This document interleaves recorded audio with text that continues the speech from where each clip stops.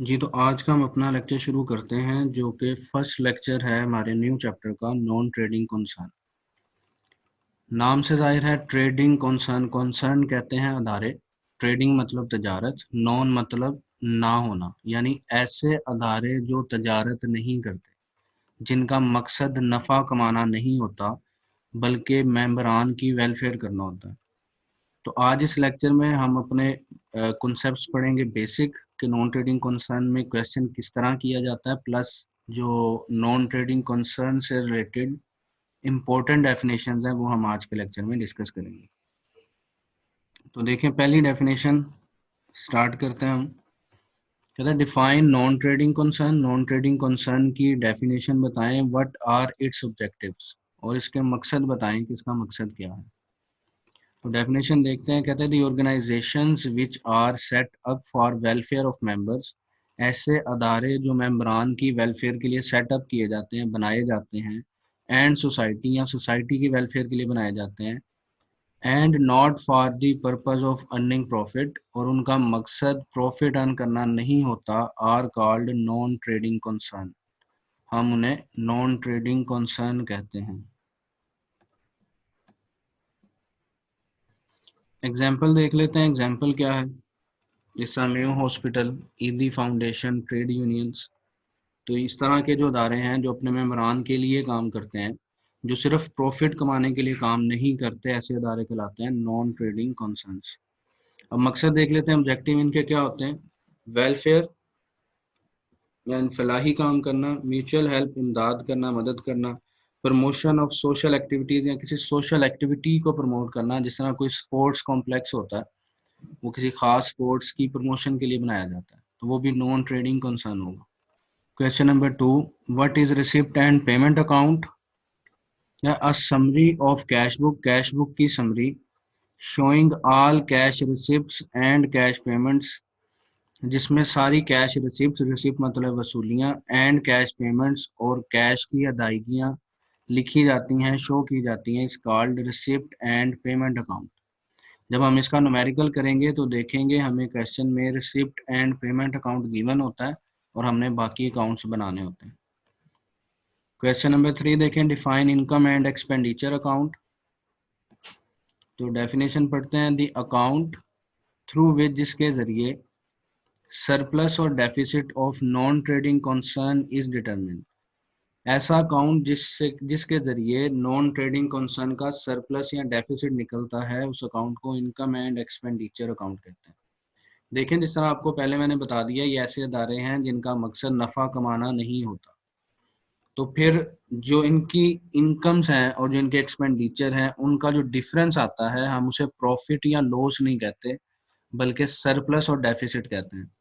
Surplus means बचत यानी पैसों का बच जाना, और डेफिसिट मतलब खसारा यानी नुकसान, पैसों का कम पड़ जाना। तो इसमें जो अकाउंट का डिफरेंस होगा प्रॉफिट के केस में यानी पैसे बचने के केस में, हम उसे सरप्लस कहेंगे, और जब हमारे खर्चे ज़्यादा हो जाएंगे तो हम उसे डेफिसिट कहा करेंगे। नेक्स्ट डेफिनेशन ये है हमारे पास, डिफाइन सरप्लस एंड डेफिसिट। तो if incomes of any non trading concern are more than its expenditure, तो अगर आमदनियां ज्यादा हो खर्चों से, सच डिफरेंस इज सरप्लस, तो ऐसे फर्क को हम सरप्लस कहेंगे।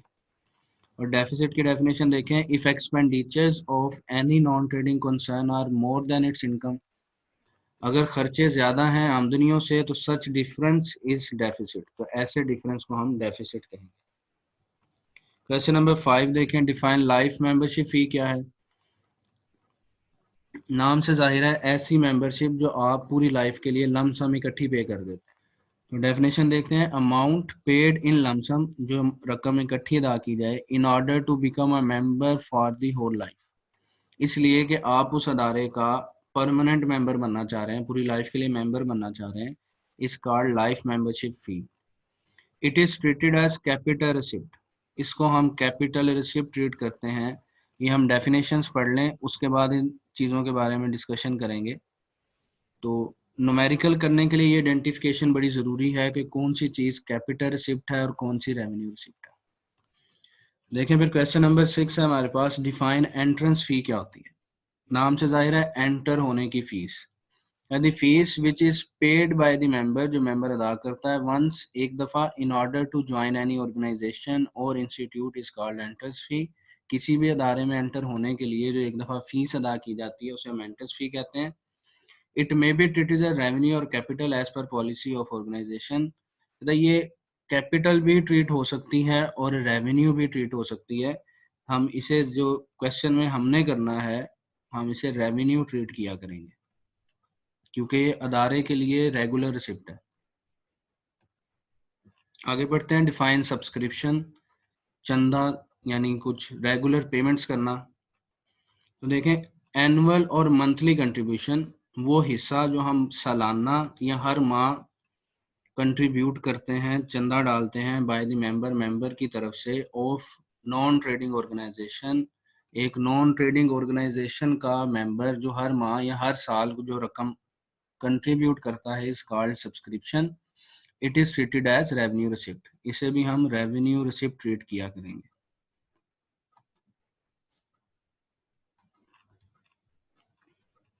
नेक्स्ट है हमारे पास define special subscription. Special subscription क्या होती है? नाम से जाहिर है मखसूस, जो किसी खास मकसद के लिए इकट्ठी की जाएगी। तो एडिशनल सब्सक्रिप्शन ये अजाफी चंदा होता है कलेक्टेड फ्रॉम मेंबर्स, जो मेंबर से इकट्ठा किया जाए फॉर सम स्पेसिफिक पर्पस, किसी खास मकसद के लिए, is called special subscription. It may be treated as revenue और capital as per the purpose of the receipt. कहते हैं इसको हम जो पर्पस है उसके मुताबिक ट्रीट करेंगे। यानी अगर अगर स्पेशल सब्सक्रिप्शन किसी ऐसे काम के लिए हमने रिसीव की है जिसकी ड्यूरेशन 1 साल से ज़्यादा है या वो फिक्स एसेट है, तो फिर कैपिटल ट्रीट कर सकते हैं। और अगर किसी ऐसे काम के लिए रिसीव किया है जो रेगुलर पर्पस पे किया जा रहा है, तो उसे हम रेवेन्यू ट्रीट कर सकते हैं।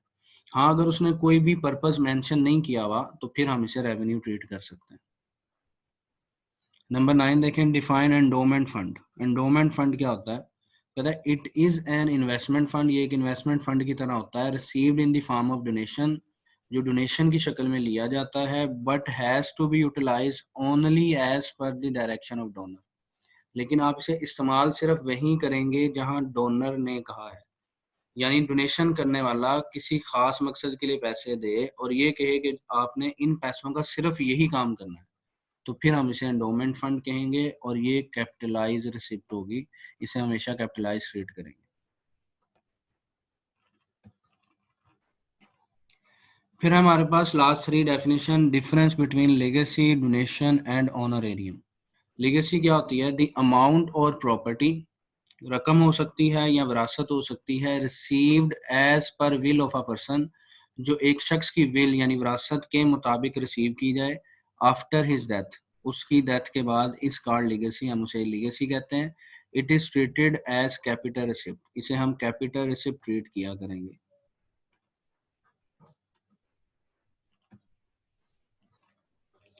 फिर है डोनेशन क्या है? द अमाउंट और प्रॉपर्टी, कोई भी रकम या property received as a gift, जो गिफ्ट के तौर पर रिसीव की जाए, इस कॉल्ड डोनेशन, हम उसे डोनेशन कहते हैं। और it is treated as revenue receipt. यानी कोई भी अमाउंट और रकम एक पर्सन डोनेट कर देता है, आपको एज अ गिफ्ट दे देता है, और अगर डेथ के बाद एज पर विल मिले, विरासत के मुताबिक कोई चीज़ दी जाए, नाम कर दिया, जिसे हम कहते हैं ना वक्फ कर देना, उसे हम कह देते हैं लीगेसी। और थर्ड वन था डिफरेंस में हमारे पास honorarium. When amount is paid to a person, जब रकम एक शख्स को अदा की जाए, एज एन ऑनर, एजाज के तौर पर, और फॉर द सर्विसेज रेंडर्ड, या इसलिए कि उसने आपका कोई काम करके दिया है, who is not an employee of the organisation. शर्त यह है कि वो शख्स आपके अदारे का मुलाजिम ना हो। यानी एक शख्स है जो आपके अदारे का मुलाजिम नहीं है फिर भी आपके लिए कोई काम करके दे रहा है, तो उसे हम अजाजिया देते हैं, ऑनरेरियम, कोई शील्ड, कोई गिफ्ट, इस तरह की चीज़ देते हैं। और ये क्या होता है? It is revenue expenditure. ये रेवेन्यू एक्सपेंडिचर होता है।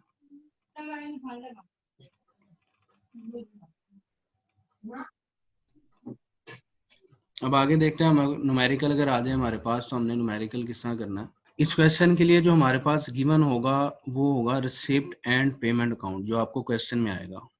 और इस रिसिप्ट एंड पेमेंट अकाउंट में मेनली 6 तरह की इंफॉर्मेशन होती है। सबसे पहले देखें, ओपनिंग कैपिटल होता है। ओपनिंग कैपिटल कह रहा हूँ।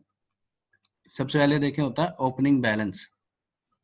फिर होता है हमारे पास रेवेन्यू रिसिप्ट्स, फिर होती है हमारे पास कैपिटल रिसिप्ट्स। रिसिप्ट साइड पे 3 तरह की इंफॉर्मेशन आएगी। पेमेंट साइड पे भी 3 तरह की इंफॉर्मेशन है, रेवेन्यू पेमेंट्स, कैपिटल पेमेंट्स और क्लोजिंग बैलेंस। तो देखिए टोटल 6 तरह की हमारे पास इंफॉर्मेशन है। अगर हम कैटेगरीज निकाल लें तो मेनली 2 कैटेगरी निकल आती हैं। एक तो हो गया बैलेंस, सेकंड हमारे पास कैपिटल एंड रेवेन्यू नेचर। अगर तो आपने पहले कैपिटल रेवेन्यू का चैप्टर पढ़ा है तो फिर तो आपकी अंडरस्टैंडिंग बड़ी अच्छी बन जाएगी। और अगर आपने पहले कैपिटल रेवेन्यू वाला चैप्टर नहीं पढ़ा हुआ तो मेरा जो यूट्यूब चैनल है उस पे जाके आप कैपिटल रेवेन्यू वाला चैप्टर पढ़ सकते हैं, ताकि आपके कॉन्सेप्ट क्लियर हो जाए। बाकी मैं मज़ीद डिस्कस कर देता हूँ इनकी डिटेल भी। अब देखिए हमने करना क्या होगा। ये तो हमने पढ़ लिया कि हमें receipt and payment account given होगा जिसमें 6 तरह की इंफॉर्मेशन होगी। तो फिर हमने बनाना क्या है, हम जो अकाउंट्स बनाएंगे इसमें सोल्यूशन प्रिपेयर करेंगे वो 3 स्टेटमेंट्स पर होगा। एक होगी इनकम एंड एक्सपेंडिचर अकाउंट जो सबसे मेन इंफॉर्मेशन है। फिर ओपनिंग बैलेंस शीट, ये हमें बनानी पड़ेगी ओपनिंग कैपिटल फाइंड करने के लिए। अगर आपको याद हो तो जिस तरह सिंगल एंट्री सिस्टम वाला चैप्टर था उसमें अगर ओपनिंग कैपिटल गिवन ना हो तो हम ओपनिंग स्टेटमेंट ऑफ अफेयर बनाते थे। सेम इसी पैटर्न पे हम बनाएंगे ओपनिंग बैलेंस शीट, और मकसद इसका भी वही होगा कि ओपनिंग कैपिटल फाइंड करना। पहले हम स्टेटमेंट ऑफ अफेयर कहते थे सिंगल एंट्री सिस्टम में क्योंकि वो सिंगल एंट्री सिस्टम था। अब हम इसे बैलेंस शीट कहेंगे क्योंकि डबल एंट्री सिस्टम का कॉन्सेप्ट है। बनाने का तरीकाकार वही है। और थर्ड स्टेटमेंट जो हम बनाएंगे वो आ करेगी क्लोजिंग बैलेंस शीट। तो जो मेन रिक्वायरमेंट पेपर में आएगी हमें वो या तो क्लोजिंग बैलेंस शीट होगी और उसके साथ इनकम एंड एक्सपेंडिचर अकाउंट होगा। रिक्वायरमेंट में वो ओपनिंग बैलेंस शीट नहीं कहेगा, लेकिन ओपनिंग बैलेंस शीट इसलिए बनानी पड़ेगी क्योंकि हमने क्लोजिंग बैलेंस शीट में ओपनिंग कैपिटल लिखना होता है। तो ओपनिंग कैपिटल की वैल्यू फाइंड करने के लिए हम ओपनिंग बैलेंस शीट बनाया करेंगे। तो एक बात क्लियर हो जानी चाहिए कि गिवन होगा रिसिप्ट एंड पेमेंट अकाउंट, और उसको सोल्व करने के लिए हमने मजीद आगे 3 स्टेटमेंट बनानी होंगी। तो अब मैं आपको बता देता हूँ कि जो 6 इंफॉर्मेशन हमें रिसिप्ट एंड पेमेंट अकाउंट में गिवन होगी उनकी हमने इन तीनों स्टेटमेंट्स में ट्रीटमेंट कहाँ करनी है। तो उसकी ट्रीटमेंट देख लेते हैं अब हम। तो देखें, पहली इंफॉर्मेशन जो आपको बताया था गिवन होगी वो था ओपनिंग बैलेंस। तो पहले पढ़ लेते हैं कि ओपनिंग बैलेंस होता क्या है और फिर इसकी ट्रीटमेंट आपको बता देता हूँ। कहता है it is the balance of cash in hand और कैश एट बैंक।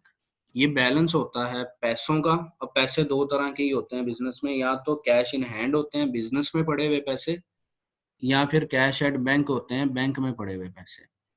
और ये पैसे कौन सी तरीके होंगे, as on last date of previous year, पिछले साल की आखिरी तारीख के, और first date of current year, या इस साल की पहली तारीख के। दोनों अगर एक्चुअली देखा जाए तो एक ही बात है, पिछले साल की आखिरी तारीख ही हमारे इस साल की ओपनिंग तारीख बनती है। यानी जो पिछले साल का क्लोजिंग होता है वो अगले साल का ओपनिंग बन जाता है। तो याद रख लें ओपनिंग बैलेंस क्या होगा, जो पिछले साल का कैश था या जो इस साल बिजनेस शुरू किया तो शुरू का जो बैलेंस था हमारे पास कैश का वो आ जाएगा ओपनिंग बैलेंस। अब इसकी ट्रीटमेंट देखते हैं, हमने लिखना कहाँ है। आपको मैंने बताया कि हमने 3 स्टेटमेंट्स बनानी है, तो जाहिर बात है ये तीनों में से किसी एक स्टेटमेंट में लिखा जाएगा।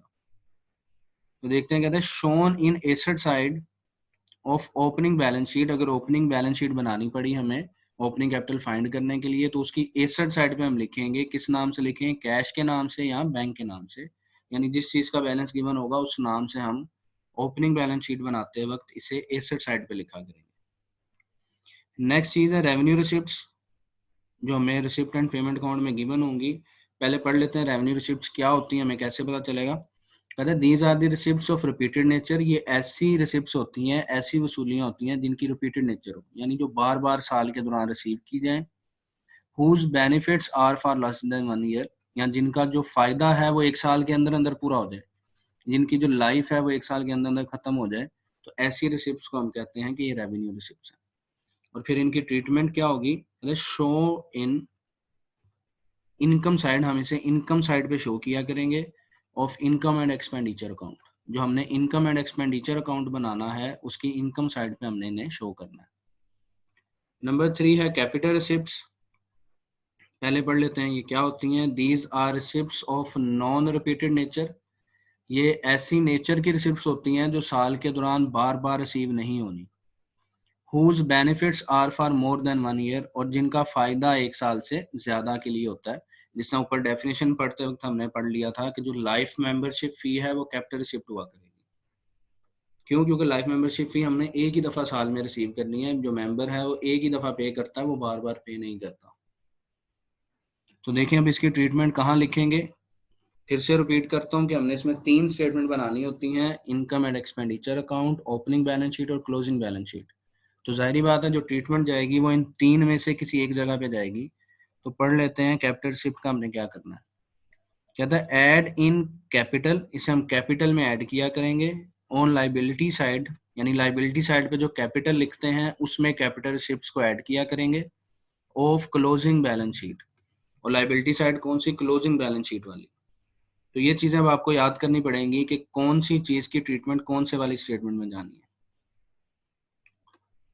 नंबर 4 यानी फोर्थ आइटम जो हमें रिसिप्ट एंड पेमेंट अकाउंट में गिवन होती है वो है रेवेन्यू पेमेंट्स। तो पढ़ लेते हैं क्या कहते हैं। These are payments of repeated nature, same वैसे ही कि रेवेन्यू का वर्ड है ना, तो देखें रेवेन्यू मीन्स होता है रिपीटेड होने वाली चीज़ें। तो ऊपर भी जब रेवेन्यू रिसिप्ट था उसमें भी हमने क्या पढ़ा था? जो रिपीटेड नेचर की हो। तो रेवेन्यू पेमेंट्स भी वही हैं जो रिपीटेड नेचर की हो। तो these are payments of repeated nature whose benefit are for less than 1 year, same वही कॉन्सेप्ट है। और इसकी ट्रीटमेंट देख लेते हैं। कहते हैं show in expenditure side of income and expenditure account, यानी ये जो रेवेन्यू नेचर की चीज़ें हैं इन्हें हमने लिखना होता है इनकम एंड एक्सपेंडिचर अकाउंट में। और इनकम एंड एक्सपेंडिचर अकाउंट की कौन सी साइड पे लिखेंगे? क्योंकि ये पेमेंट्स हैं इसलिए एक्सपेंडिचर साइड पे लिखेंगे। नेक्स्ट हमारे पास कैपिटल पेमेंट क्या होती हैं? तो these are payments of non repeated nature, same वही कॉन्सेप्ट है कैपिटल रिसिप्ट वाला, बस फर्क ये है कि ये पेमेंट्स हैं। Whose benefits are for more than 1 year, जिनका फ़ायदा या जिनकी जो लाइफ है वो 1 साल से ज़्यादा के लिए हो। और ट्रीटमेंट देख लेते हैं। Show in asset side of closing balance sheet, यानी जो हम क्लोजिंग बैलेंस शीट बनाएंगे उसकी एसेट साइड पे कैपिटल पेमेंट्स को लिखा करेंगे। और लास्ट आइटम जो हमारे पास रिसिप्ट एंड पेमेंट अकाउंट में गिवन होती है वो है क्लोजिंग बैलेंस। तो कहते हैं it is the balance of cash in hand and cash at bank. उसी तरह जिसमें ओपनिंग बैलेंस था, फ़र्क यह है कि ओपनिंग बैलेंस था पिछले साल की आखिरी तारीख का या हमारे करंट ईयर की पहली तारीख का। तो जो क्लोजिंग बैलेंस होगा ये होगा करंट ईयर की लास्ट डेट का, as on last date of current year. Treatment इसकी देख लेते हैं। कहता है show in asset side of closing balance sheet, क्योंकि क्लोजिंग का बैलेंस है इसलिए क्लोजिंग बैलेंस शीट में आएगा। जो ओपनिंग का बैलेंस था वो ओपनिंग बैलेंस शीट में आ रहा था। और किस नाम से? उसी तरह with the name of cash और बैंक। कैश के नाम से लिखेंगे या फिर हम बैंक के नाम से लिखेंगे एसेट साइड पे। तो ये 6 चीज़ें थी जो हमारे पास गिवन होंगी, और 6 की 6 चीज़ों की मैंने आपको ट्रीटमेंट बता दी है। आपने इनको याद रखना है। मैं आपको फॉर्मेट्स बता देता हूँ कि हमने जो सोल्यूशन बनाना है उसके फॉर्मेट्स क्या होंगे। ये तो देखें, जैसे आपको बताया जो स्टेटमेंट हमने बनानी होंगी वो 3 स्टेटमेंट होंगी, income and expenditure account, opening balance sheet और क्लोजिंग बैलेंस शीट। तो पहले देखें इनकम एंड एक्सपेंडिचर अकाउंट का फॉर्मेट। उसकी यहाँ पहली साइड पे आपने लिख देने हैं एक्सपेंडिचर सारे। और एक्सपेंडिचर हमने ऊपर पढ़ लिया क्या आता है। एक्सपेंडिचर्स में रेवेन्यू पेमेंट्स आती हैं जो कि गिवन हुआ करेंगी रिसिप्ट एंड पेमेंट अकाउंट में। और यहाँ हम लिखा करेंगे इनकम्स जो कि गिवन हुआ करेंगी in receipt and payment account वाली साइड पे। यानी देखें दोनों रेवेन्यू आइटम आ जाएंगी हमारे पास इनकम एंड एक्सपेंडिचर अकाउंट में। रेवेन्यू पेमेंट्स आएंगी एक्सपेंडिचर में और रेवेन्यू रिसिप्ट्स आएंगी हमारी इनकम साइड पे। फिर हमने वैसे ही टोटल करके देख लेना है। अगर इनकम ज़्यादा हुई और एक्सपेंडिचर कम हुए तो हमारे पास आंसर आया करेगा सरप्लस। और अगर एक्सपेंडिचर ज़्यादा हुए और इनकम्स कम हुई तो हमारे पास आंसर आया करेगा डेफिसिट। यानी सरप्लस और डेफिसिट दोनों में से कोई एक आंसर निकला करेगा हमारे पास। फिर हम बनाया करेंगे ओपनिंग बैलेंस शीट। रिपीट कर देता हूँ, ओपनिंग बैलेंस शीट हमने सिर्फ तब बनानी है अगर उसने ओपनिंग कैपिटल हमें ना दिया हुआ। तो देखें बनाने का तरीका इसका बड़ा आसान है। वैसे ही जिस तरह हम ओपनिंग स्टेटमेंट ऑफ अफेयर बनाते थे सिंगल एंट्री में, यानी एसेट साइड पे सारे ओपनिंग एसेट लिख देने हैं जो पहली तारीख के होंगे, और लाइबिलिटी साइड पे सारी आपने ओपनिंग लाइबिलिटीज लिख देनी है जो ओपनिंग तारीख की होंगी, पहली तारीख की होंगी। फिर सेम उसी तरह आपने ओपनिंग एसेट सबका टोटल करना है और उस टोटल में से माइनस कर देनी है आपने ओपनिंग लाइबिलिटीज। तो जो डिफरेंस आ जाएगा वो आपके पास आ जाएगा कैपिटल फंड का, जो हमारे पास हुआ करेगा ओपनिंग कैपिटल। और फिर देखते हैं अपनी थर्ड और लास्ट स्टेटमेंट जो हमने बनाया करनी है, वो है बैलेंस शीट क्लोजिंग की। इसके बनाने का तरीका भी सेम वैसा ही है जैसा हमने क्लोजिंग स्टेटमेंट ऑफ अफेयर में पढ़ा हुआ है सिंगल एंट्री सिस्टम में। तो देखें क्या करना है, आपने क्लोजिंग एसेट्स को सारे एसेट साइड पे लिख देना है विद एडजस्टमेंट। जैसे कि आपको बताया था कि क्लोजिंग वाली जो स्टेटमेंट है वो विद एडजस्टमेंट होती है। इसका मतलब ये हुआ कि अगर एडजस्टमेंट्स इस क्वेश्चन में भी गिवन हुई तो हम उसे क्लोजिंग की बैलेंस शीट में ट्रीट किया करेंगे। और अब क्योंकि डबल एंट्री सिस्टम है तो जो एडजस्टमेंट्स की दो ट्रीटमेंट करनी पड़ेगी हमें। एक ट्रीटमेंट जाया करेगी इनकम एंड एक्सपेंडिचर अकाउंट में और एक जाया करेगी बैलेंस शीट क्लोजिंग में। एसेट्स क्लोजिंग बैलेंस शीट के एसेट साइड पे सारे एसेट्स आ जाएंगे विद एडजस्टमेंट, और लाइबिलिटी साइड पे सारी क्लोजिंग लाइबिलिटीज आ जाएंगी विद एडजस्टमेंट, जो कि गिवन होंगी हमें रिसिप्ट एंड पेमेंट अकाउंट में। और फिर ओपनिंग कैपिटल लेना है, ये वो कैपिटल है जिस वजह से हमने ओपनिंग की बैलेंस शीट बनानी है। यानी ओपनिंग बैलेंस शीट का जो कैपिटल फंड निकलेगा वो हमने ला के क्लोजिंग बैलेंस शीट यहाँ लाइबिलिटी साइड पे लिखा करना है।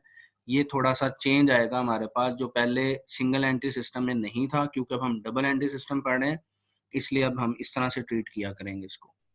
तो क्या करना है, हमने जो ओपनिंग बैलेंस शीट से कैपिटल फंड निकला करेगा उसे लाकर हमने क्लोजिंग बैलेंस शीट में लाइबिलिटी साइड पे लिख दिया करना है कैपिटल के नाम से। फिर इसमें ऐड किया करना है कैपिटल रिसिप्ट, जो मैंने ऊपर ट्रीटमेंट पढ़ाते वक्त भी समझा दिया था कि अगर कैपिटल रिसिप्ट होंगी तो उसे हम इस कैपिटल में बैलेंस शीट में ला के ऐड करेंगे। अगर क्वेश्चन में इनकम एंड एक्सपेंडिचर अकाउंट में सरप्लस निकला तो वो भी आके इसमें ऐड होगा, लेकिन अगर डेफिसिट निकला तो वो यहाँ आके लेस होगा। और इन वैल्यूज का जो आंसर निकलेगा, यानी opening capital, capital receipt add करके, सरप्लस ऐड करके या डेफिसिट माइनस करके जो आंसर निकलेगा उसे हम आउटर कॉलम में लिखा करेंगे। और फिर इन दोनों साइड्स का टोटल कर लेना आपने, अब डिफरेंस नहीं निकालना। जिस तरह ओपनिंग बैलेंस शीट में हमने डिफरेंस निकाला था, ओपनिंग एसेट्स यानी सारे एसेट ऐड किए थे, लाइबिलिटी सारी माइनस की थी, और डिफरेंस आया था उसे कैपिटल फंड कहा था।